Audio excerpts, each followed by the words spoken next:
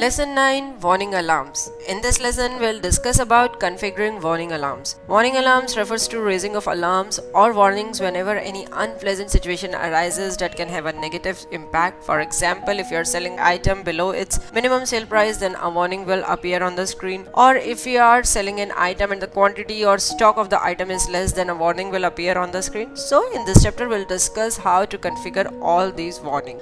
For configuring warning alarms, we'll go to Administration, Configuration, Warning Alarms option. Here on the screen, you can see at the left hand side various situations, conditions, or we can say criterias are specified, and on the right hand side, three options: no action, warning only, and don't allow are provided. Basically, if you set any condition to no action, then that condition or criteria will be totally surpassed, that is, no warning will appear for that. If you set a condition to warning only, then whenever that condition appears at the time of data entry, a warning will appear on the screen, and it's up to you that you want to continue or you change the data itself. For example, if you have set minimum sale price condition to warning only, then if you are selling an item below its minimum sale price, a warning will appear, and it is up to you that you want to continue with the current price or want to change the price in the transaction. Next is don't allow. With the condition set to don't allow, you cannot surpass that condition at the time of data entry. For example, here we have set negative stock to don't allow, that is, while entering a voucher, if you are selling an item and the stock of the item is going negative, then you would not be allowed to enter that transaction unless and until you update your stock or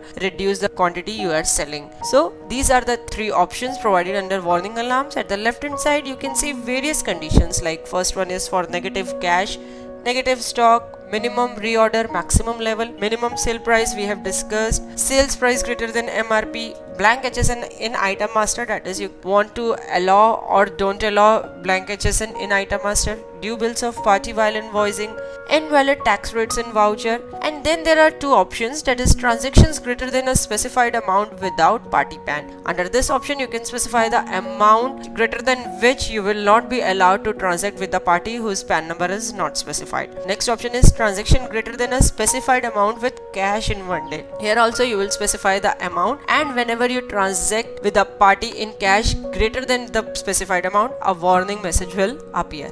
VAT entry in GST date or GST entry in VAT date. If you are entering a voucher on a date when GST is not yet implemented in India, then a warning message will appear to you, or you can set it to don't allow also. After that, there are certain options like warning for negative cash at the time of startup. If you enable this option, then at the time of company login, you will get a message box that cash is going negative. Another option is for warning for backdate entry in automatic voucher numbering. If you have configured voucher numbering to automatic and you are entering a backdated voucher, then a warning shall appear. Warning for difference in opening closing trial, and warning for PDC entries at the time of startup. That is, whenever you log into the company, a warning message will appear for the pending PDC entries. At the bottom, you can see one more option: treat don't allow as warning only for super user. If you enable this option, then whenever you are logged in with the super user and you have set a condition to don't allow, it will be treated as warning only. That means the conditions which are set to don't allow will be applicable only for the sub users, and for the super user the condition will be treated as warning only. Click save button to save the configuration. After configuring the warning alarms, now we are going to data entry part. First of all, here we are creating an item master by going to master's item add option. Specify item name, group, unit, sale price, purchase price. We have specified the tax category also. Here you can see the minimum sale price we have specified as 37,000 rupees and tax category as GST 28%.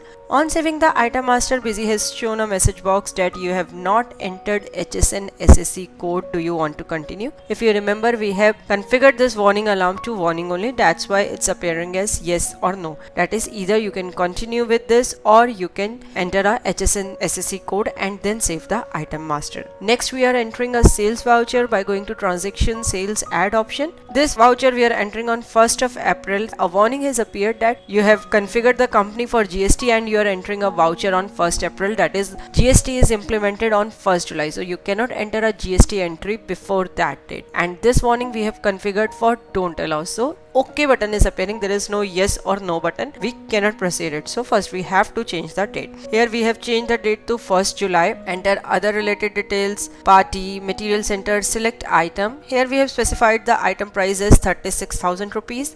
On clicking the save button, Busy has shown a message box that you are selling the item below its minimum sale price. We have configured this warning to don't allow also. So here we cannot continue with this transaction. We have to first change the sale price.